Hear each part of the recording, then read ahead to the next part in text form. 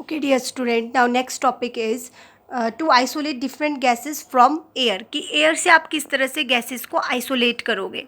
ठीक है, तो इसमें हमने सबसे पहले कर दिया था कि हमारा डिस्टिलेशन क्या है और फ्रैक्शनल डिस्टिलेशन की. होप कि आपको ये फ्रैक्शनल डिस्टिलेशन पूरा समझ आ गया होगा. डिस्टिलेशन और फ्रैक्शनल डिस्टिलेशन में क्या डिफरेंस है. डिस्टिलेशन में जब दो लिक्विड आपस में मिक्स होते हैं लेकिन उनका टेम्परेचर डिफरेंस कितना होता है, 25 केल्विन से ज़्यादा होता है, तो हम उसके लिए सिंपल डिस्टिलेशन यूज़ करते हैं.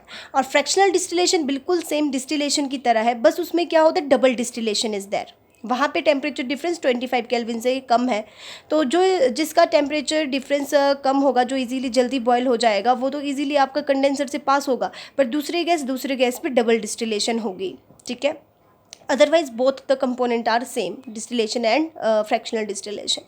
Now next is how will you get the different gases from the air कि air से आप किस तरह से gases को obtain करोगे.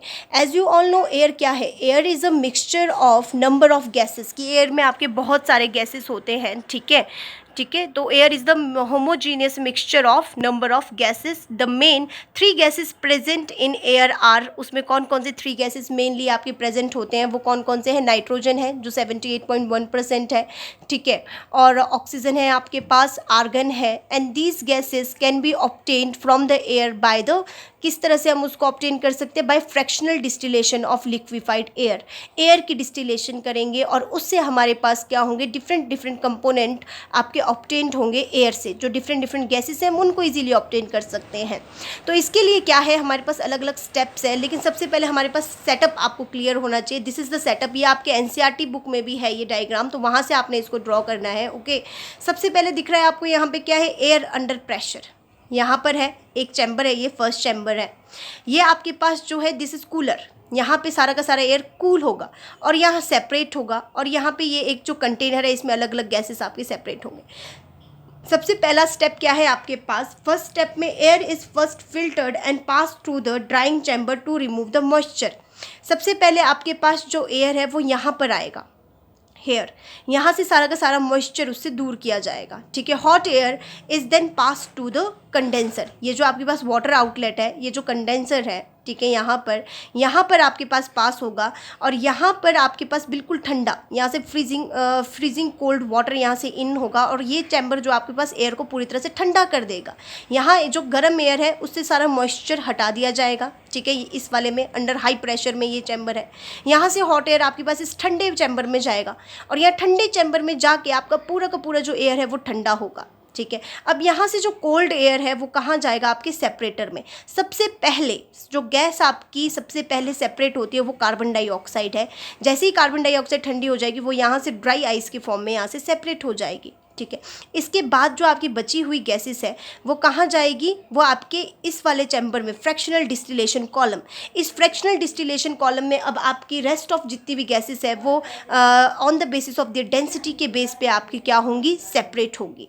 ठीक है, जिसमें से आपके सबसे पहले यहाँ से नाइट्रोजन आउट होगा और आर्गन भी यहाँ से आउट हो जाएगा. सबसे पहले जो गैस आउट होती है वो क्या है, कार्बन डाइऑक्साइड. ठीक है, उसके बाद क्या है, आपके नाइट्रोजन आउट हो जाएगा और यहाँ से आर्गन आउट हो जाएगा, और जो बची हुई गैस है सबसे पहले ऑक्सीजन, वो आपके सबसे लास्ट में इन the form of liquid oxygen वो आपको प्राप्त होगी. आपके पास लास्ट में आप लिक्विड ऑक्सीजन गेट करोगे.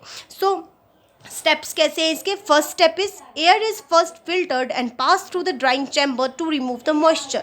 Clear. Then the dry air is then compressed to the pressure of 200 atmosphere and then cooled to remove the carbon dioxide which separates as the dry ice. ठीक है, यहाँ पे सबसे पहले आपका अंडर हाई प्रेशर होगा, उसके बाद हॉट एयर आपके पास कहाँ जाएगा, कूल्ड चैम्बर में जाएगा. Here freezing and cooled water जहाँ पे आ रहा है इस चैम्बर में, और यहाँ पे आपका जो सारा का सारा एयर है वो ठंडा हो जाएगा, और इसके बाद वो सेपरेटर में सबसे पहले कार्बन डाइऑक्साइड आपका in the form of dry ice वो सेपरेट होगा. Now next, the cooled compressed air is allowed to expand.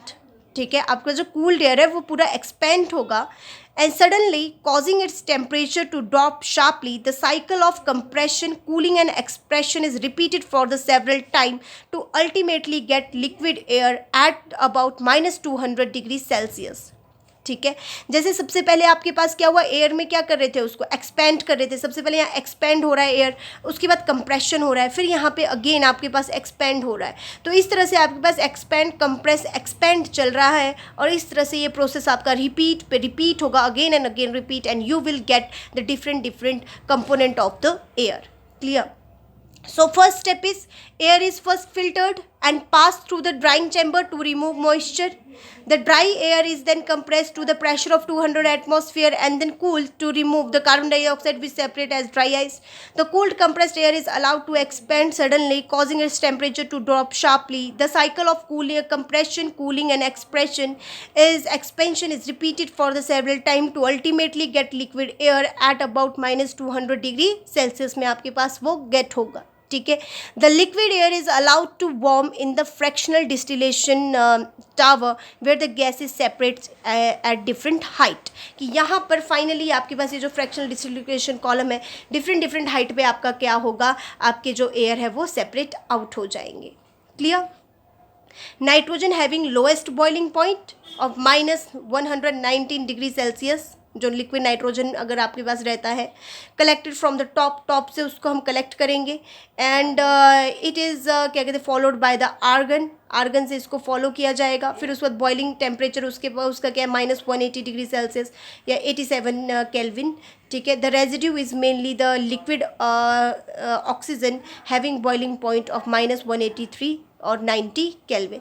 तो आपके पास क्या है, सबसे पहले आपका कार्बन डाइऑक्साइड गेट होगा, ठीक है, सेपरेटर में ड्राई आइस की फॉर्म में। उसके बाद जो फ्रैक्शनल कॉलम है इसमें टॉप से हम नाइट्रोजन को लेंगे, उसके बाद आर्गन, जो बचा हुआ रेजिड्यू है that is your liquid oxygen. So सबसे पहले आपका क्या होगा, गैस यहाँ पे पूरी तरह से कंप्रेस, उसको हम एक्सपेंड करेंगे, फिर कंप्रेस करेंगे, फिर फर्दर आपका एक्सपेंशन चलेगा और इस तरह से आपका इस साइकिल क्या करता रहेगा, रिपीट एंड रिपीट करता रहेगा। So this is all about your how will you isolate the gases from the air. Clear everyone?